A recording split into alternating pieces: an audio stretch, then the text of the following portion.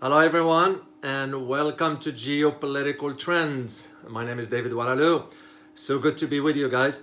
Here's the thing. China today declares its full support for Russia as a great power. That is a heavy statement that tells you about the changes to the global order that the West is not willing to accept. But before I'll delve deeper into this topic and provide you my brief analysis and insights on it, since it is something I'm a little bit familiar with, please don't forget to subscribe and hit the notification button so you will be notified every time I upload a new video. And by the way, guys, thank you so much for your support. It means a lot, as I wanted to grow this channel even bigger so we can reach more people and raise awareness. That is my objective. So let's delve deeper into this topic because there is a lot to cover. And I'm just gonna sort of provide you the big picture on from the global perspective for you to put things in perspective that is. So just for you to have a clear understanding. Well, here's what happened today. And this is, by the way, by the time you see it, it will be 2 or 3 days. I might even release this tomorrow, first thing in the morning. So Chinese Foreign Minister Wang Yi has held a phone call with his Russian counterpart, Sergei Lavrov. And the two of them, and I had a chance to read the transcript for that, the two of them pledged, and get this, to strengthen bilateral ties and provide more stability to the world. Those words are very measured. You know, in the world of diplomacy and global affairs and so forth, those kind of words carries meaning and messages. And the message here is clear for the West. Make no mistakes about it. And I will explain this in a second here. So the Chinese Foreign Ministry statement, which confirms the call, of course, saying that Mr. Wang Yi stressed that China, get this again, guys, will firmly support the Russian side. Firmly support the Russian side to overcome difficulties to achieve the strategic goal of development and strengthen Russia's status as a great power. That is very, very powerful and significant.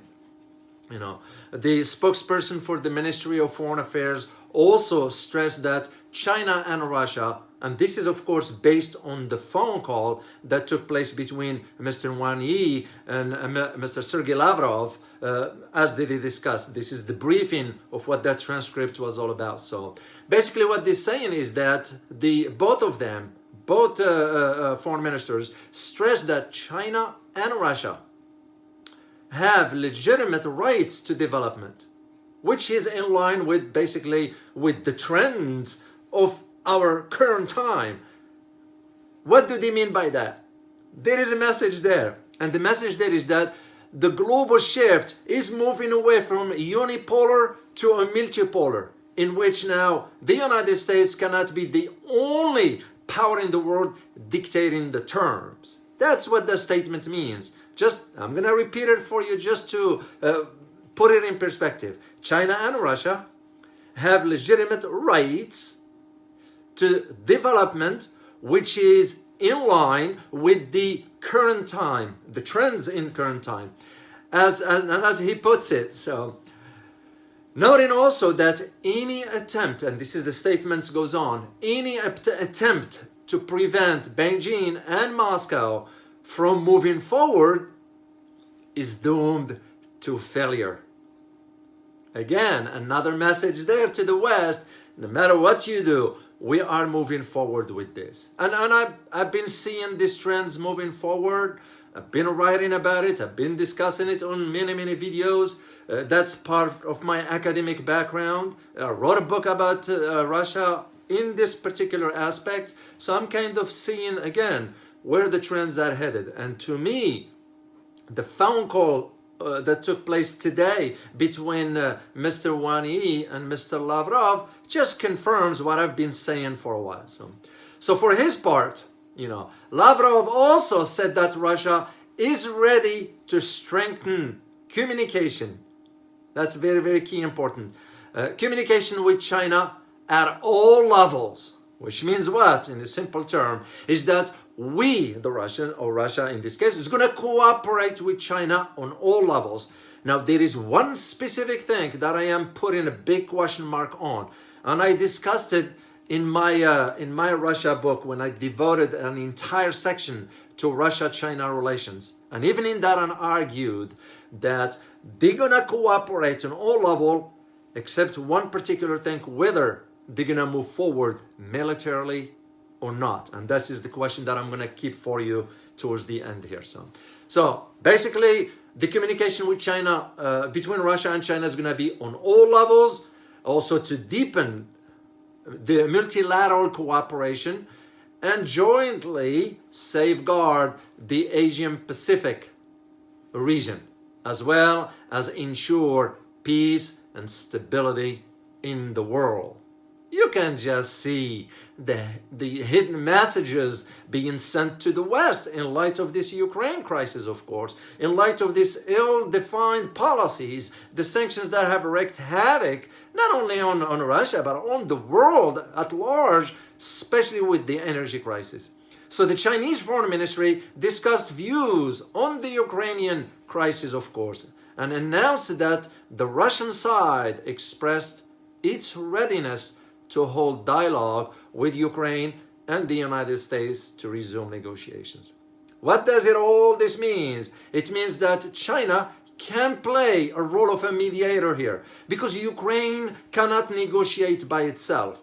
Ukraine does not have a sovereignty, and I'm going to say it straightforward here. Let's not sugarcoat it, I'm going to say it straightforward because, excuse me, I just had to have a sip here.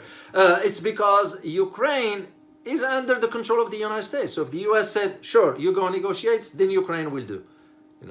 To those who are not, didn't wake up to this reality, you kind of need to realize Ukraine cannot make decisions. Ukraine has no power to make decisions. That's how it is. So here is my, at least my insights or analysis, or whatever you want to call it. So the way I see it, and based again on what I wrote in my Russia book, because I detailed this kind of aspect.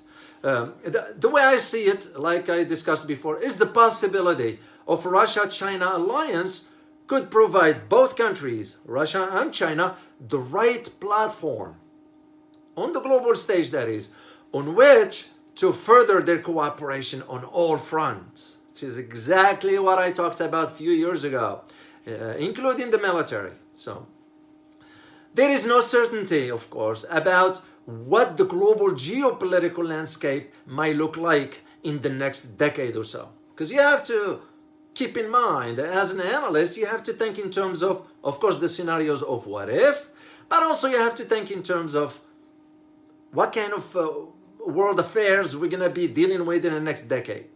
Well, now we are starting to see. This is why it's an interesting time for you to be alive in this. I didn't witness this during World War II because I wasn't born back then. But this is, to me, it's an interesting fact because you are now part of history, seeing it unfolding before your eyes as the world shifts from a unipolar into a multipolar. So it's very, very important. So, and as I argued before, one cannot conclude that the Russia-China alliance will further, because again, it will further. And this is, of course, when you reach the conclusion that if this rapprochement between China and Russia will only do one particular thing, and that thing is, it will contribute to a precipitous shift in the global order and further decline of United States' share of global power. And this is exactly what we are witnessing right now. So, because you can't be sugarcoating it or cherry picking in the word. You gotta word it the way it is, and that's how it is. The world is shifting, and the West does not want to accept that reality, that its days of glory, the dominance, the hegemony, and so forth, it's coming to an end. That's the reality of it. So, one thing is that the shift in the global balance of power is already underway. And this is when I say you know, the West is kind of playing games with itself. Let's just not pretend that we're still dominating the world. And no, that era is gone. So, but here's what I found also interesting. Don't ever think that just because Russia and China are cooperating and now China's support, it's made public, there is some underlying issues between China and Russia that they're gonna have to manage. What am I talking about here? I am talking about the idea that Central Asia, it's very, very, very important. Why? Because there is a competition between China and Russia regarding the dominance in Central Asia. And why is this important?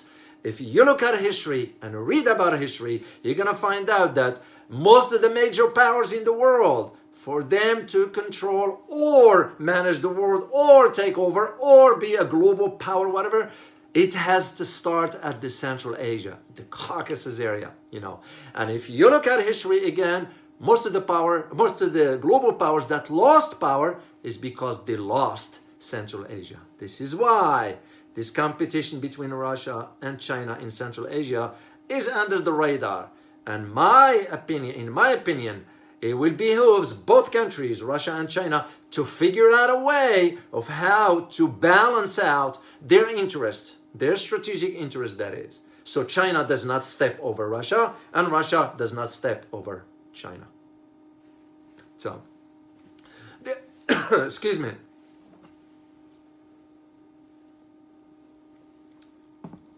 There is also another aspect that I need to address for you, is that, and this is part of the statements that's coming out, or that came out of the Chinese Foreign Ministry, is that Beijing appreciate Russian President Vladimir Putin's speech, and especially on one particular aspect, and that aspect is when President Putin said that he, regarding the one China policy, that he is in support of that.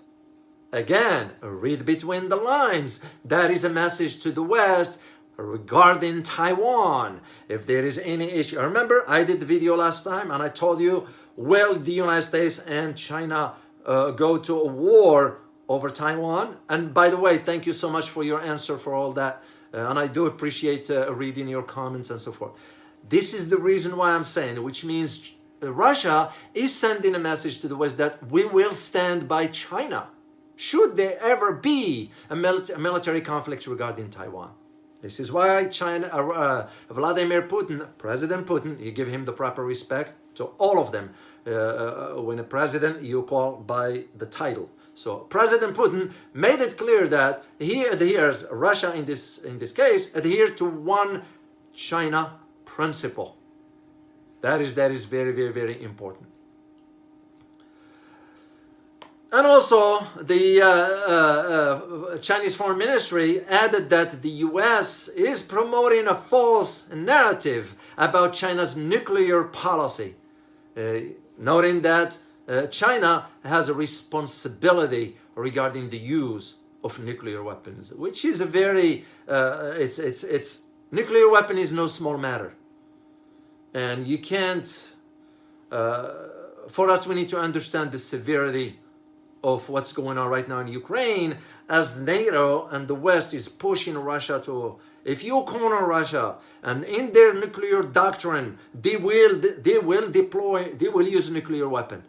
Because when their interests are threatened, their sovereignty and security are threatened, they're going to use nuclear weapon. So on China part, he made it clear as to where they stand on this issue.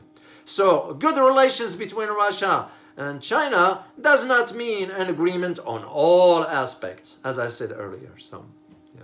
Well, here's my conclusion for you. So for now, suffice it to state that the Russia-China understanding does not, and I repeat this, does not bode well for the United States or the West for that matter, especially in time of an ambiguous American foreign policy, a dysfunctional U.S. Congress, and high energy prices here at home, in addition to an American population discontent over where the country is headed. So this is where I see it moving forward. So here's my question for you for today. Do you believe that Russia-China alliance will translate into a military one? Let me repeat. Do you believe that China and Russia rapprochement or agreement, whatever you want to call it, translates into a military alliance? Make sure to leave me some comments and let me know what you think. As always, remember, geopolitics impacts your daily life more ways than one. Till next time, guys. Bye-bye.